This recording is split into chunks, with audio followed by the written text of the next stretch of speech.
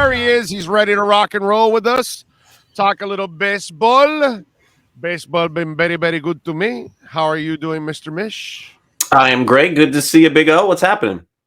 Do we have any fake whatevers at Marlin games? Do we have a fake Jazz Chisholm? I'm glad you asked me. I'm glad you asked me that question. So several years ago, when Ichiro Suzuki was playing for the Miami Marlins in the final season of his career with the Marlins, there was a gentleman who was traveling all across the country dressed up as Ichiro in the different jerseys that he used to wear, Mariners, Yankees, and Marlins. And very, very nice person. I think I still have the videos. And he would basically, when Ichiro was up, he wouldn't try to get on the field. He would go into the stands. He would pretend that he was Ichiro, go through the whole, his warm up, batting, how he looked, and a lot of people interviewed him. It was very funny. So the answer is yes. In that final season, and as Ichiro was chasing 3,000 hits, I remember it vividly. And the guy was very good. Had all his mannerisms down, by the way, and so yeah, there was a fake Ichiro once upon a time. So I could tell he's a guy that grew up like we did, like, because that's the game we used to play when we were kids. Of course, is guess the batting stance, which they don't do that nowadays, but we used to play that funky game. Yeah, but he was smarter than the Klay Thompson guy. Come on, he didn't abuse it. It's like, come on, dude. Like, was it really worth going on to the court shooting for 10 minutes to get a lifetime ban now? Right. Well, another part of that story that I think is important too is that, like, the guy, I guess Orlando is popular and people like him, but would you still like somebody that's basically trying to get everybody fired in the stadium? I don't know, man. I mean, those people do not make a lot of money. Amen. And what are they making now, Orlando? $25, $50? That's a great point. I didn't even think about that. How you put those people's jobs at risk. That's right. Not funny to me, man.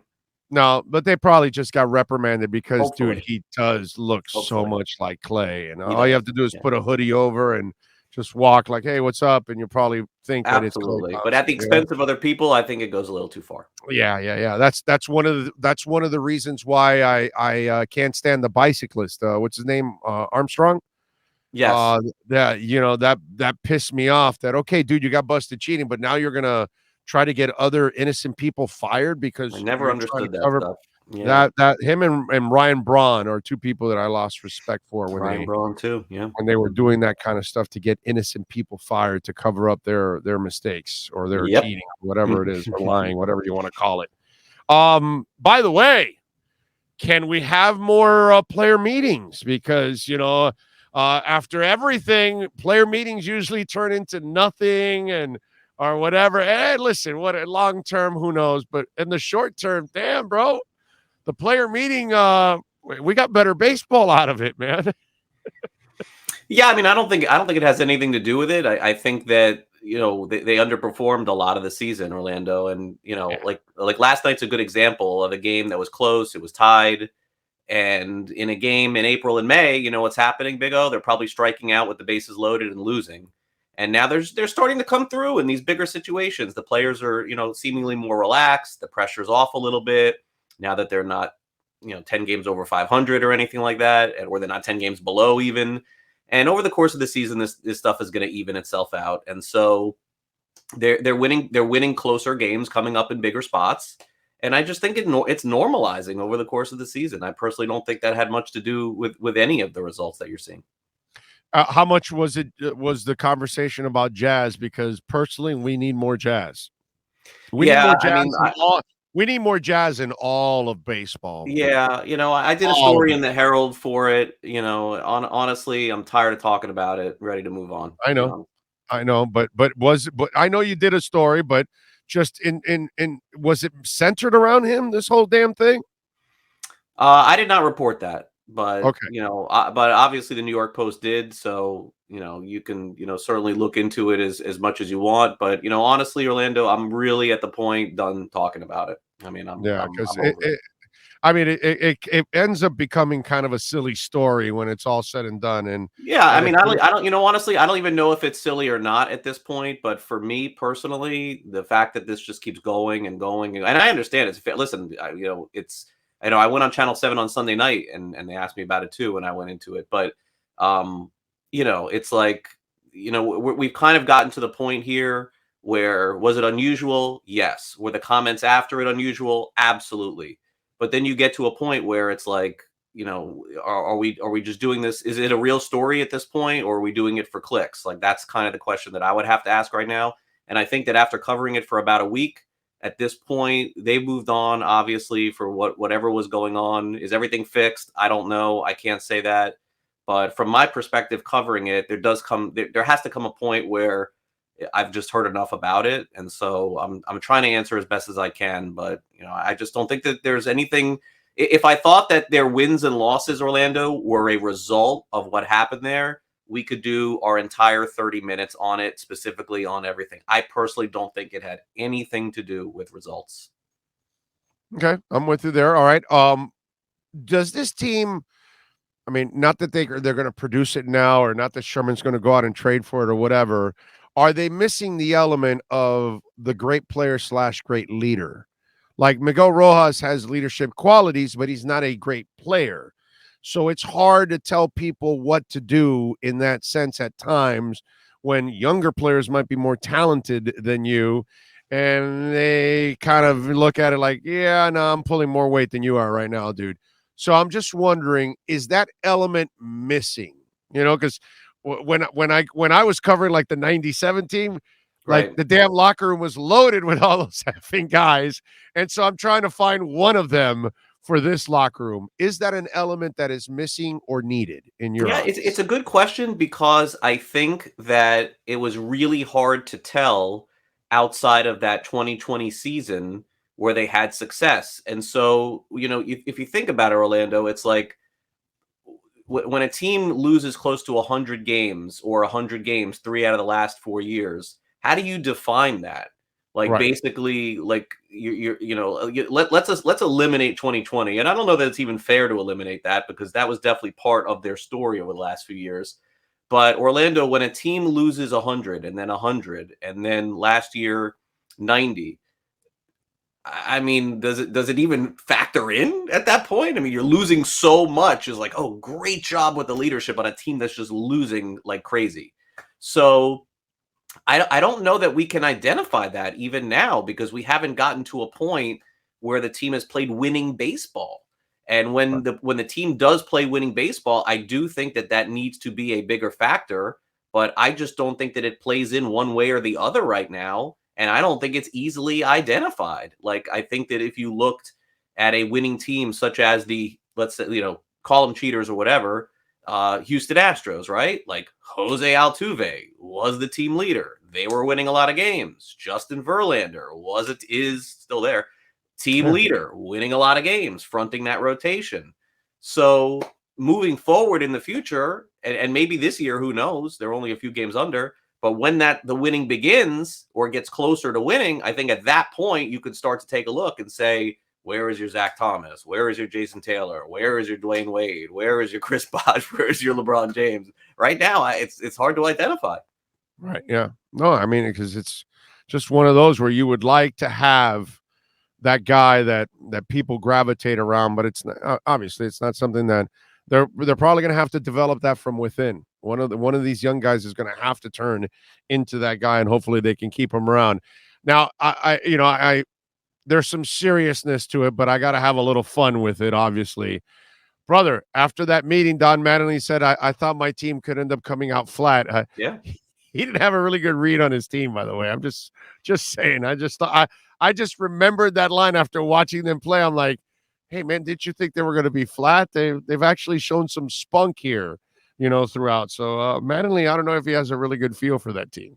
Yeah, look, I'm not. It was a definitely. I mean, I'm trying to think historically speaking for Matt. One of the more bizarre comments, let's just put it that way, that I've heard him make. And I guess it just goes to show you what was actually going on there. In that discussion that they had for such a long time. But again, it still goes back to the same thing. Is your point well taken, Orlando, about that comment? I mean, I think that you could, certainly surmise that. You could read into it and think that is Just the having case. fun with it. But the reason why I would disagree there goes back to what I said 3 minutes ago, because I don't think the correlation of their performance had anything to do with his comments or the team meeting. They faced Washington.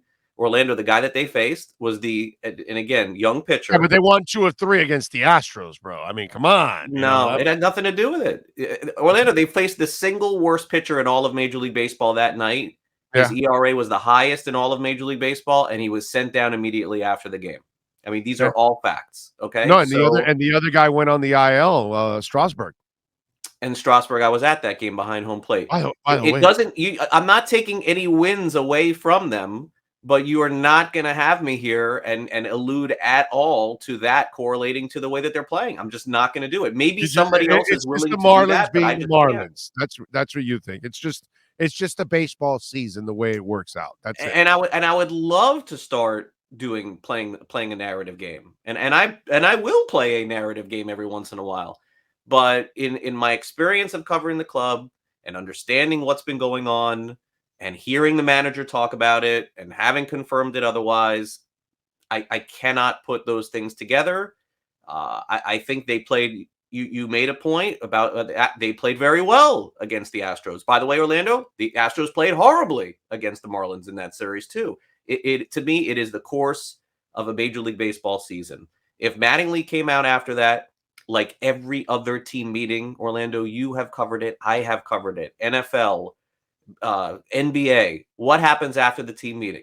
The manager comes out. We're not going to talk about it. We're together as a group. Now we're going to kick some ass. Players come out. Right. That it was great. It was awesome. We feel great. We're going to go out there. We figured it. None of that was the case. So all of a sudden, like just because of the wins and losses, now I'm supposed to give you that here. I just can't do it. I'm with you. I get you. I got you. By the way, the Strasburg thing, I know he did great in that World Series and all that, but wow, talk about catching lightning in a bottle, grabbing a whole bunch of money and doing absolutely nothing for it after that. It's got to be bittersweet for the Nationals, right? I mean, that guy, and to his credit, he has fought through injuries throughout his entire career, dude. But boy, what was it, like a $240 million contract or something like that? Yeah, he signed it, I think, before he hit free agency, which is so rare for a Scott Boras client. So maybe that should have been our first indication. Excuse me. What I would say about the whole thing is that injuries are part of the story, without a doubt. Hype is part of his story, without a doubt. And there's also the point of, a few years ago, 6-7 years ago, if you remember, that he didn't pitch in the postseason because they wanted to shut him down. There was big controversy over that. But in the end, Orlando, was it all worth it for him to be the single best pitcher in baseball down the stretch in 2019 and be the World Series MVP? I think they would do it all over again. That's my opinion. Yeah. Well, it was definitely worth it for him. And not worth it for the Nationals winning the World Series. They have to win. Yeah, they have to win the title. They have no. They won. Yeah. So yeah, they have to. It's worth it. Because without him, they don't win it. You don't win it. So he was the MVP of the World Series. No, he was a monster. He was a monster for that moment. His body held up, and because he's always had the talent, it's just a matter of his body holding up, and that's always been the problem for him from day one in the majors. He's just always been a fragile guy. He has, unfortunately. And listen, by the way, the human body, the arm, is not made to be throwing 100 miles an hour, 100 and something times a game. It's just not made for that. So it's just like football or hockey. You're not made to take that beating. The freaks are the people that can actually stay healthy in all of this. How Nolan Ryan stayed healthy all those years is just phenomenal. And then it's opposite of Levon, where Nolan was a workout freak. Levon was not, but he had the rubber arm. You know what I mean? It's genetics, it's training, whatever it is, a little bit of luck. Yeah. And Strasburg has not had a ton of luck staying healthy, man. And no. But I mean, you think about it, that Washington club in 2019, Yeah. We're so far away from that. They're one of the worst teams in baseball. But Steven Strasburg and Anthony Rendon and Juan Soto and Orlando Trey Turner. How about the year before? Bryce Harper. Like, wow. Like they really had a lot of stars on those teams. And they're for sale now. It's a new era of the Nationals. But Zimmerman. But it was all worth it, man. Like, I mean, the flags fly forever. And and for Strasburg, at least the moment that he was put in the biggest games of his life, he came through. He did. So he's got to be happy about that. That throughout all the tough times, the one moment he needed to come through, they came through. And who knows? It might have been twice if they don't put him on the shelf a few years before that. You know what I mean? Who knows? We'll never know. And the injury that he came back from now is a serious one.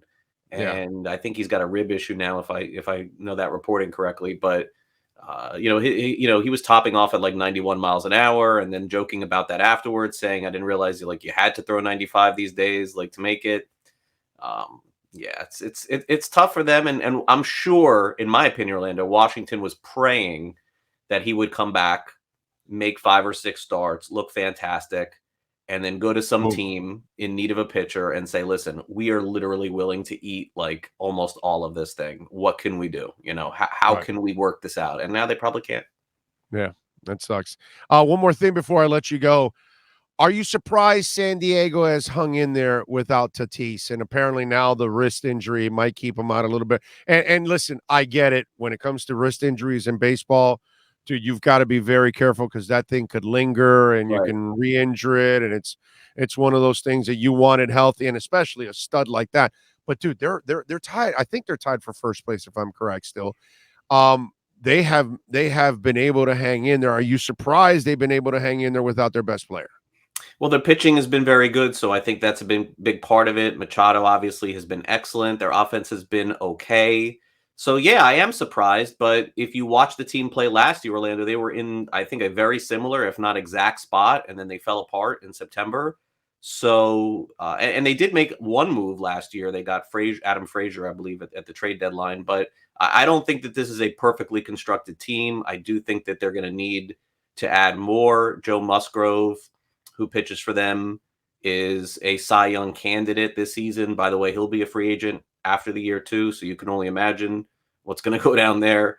But yeah, I guess I would say yes, I am surprised, but I would not be running to a sports book right now, Orlando, and betting on the Padres, just because this is kind of where they were last year. Tatis, it's going to be interesting to see what they choose to do, right? Because they're going to try to win now. Do you bring him back in August? I mean, he was supposed to be back already. So do you bring him back in August? Do you bring him back in September? How about you bring him back for a week, Orlando? Now you're in the wild card, and now Tatis has to perform, or else you're going to, I don't know. Glad I don't have to make those decisions. That was crazy stuff. All right, man. What are you working on? Whether it's Herald or anything else, Swings and Mishes, how can they find you and follow and support you, sir? Yeah, no doubt. Go to sportsgrid.com right now, because right now I'm popping 2 shows a day on there. Fantasy Sports Today, 11 a.m. to 12 p.m. Eastern, and 2 to 3 p.m. Eastern. Those are the 2 primary shows that I have going right now. So I'm going to be on the air in about 40 minutes from now, tackling a lot of sports betting, Orlando, and the legalization of sports betting around the country. We're doing an innovative show on that every single day, trying to get a better understanding for the states that are legal, the states that potentially could be legal in the future, and then, fantasy content. I'm still on top of that too. But again, thanks for having me. That's right. And remember, Swings and Mishes is the podcast. If you want to keep up with the Marlins, great podcast there, and catch his work there at the Miami Herald, and breaking stories, as always, as a great insider in Major League Baseball. Mish Meister, thank you, my brother. Appreciate you. We will catch up next week, my friend. Thank you. All right. Have a great day. Happy to be part of Hour 5. Yes. How about that? We work a little bit on this show. I bet. Yeah. Just a tad. All right, my brother. Be good. See ya. There you go. The Welt and Rheaume Batters Box with Craig Mish.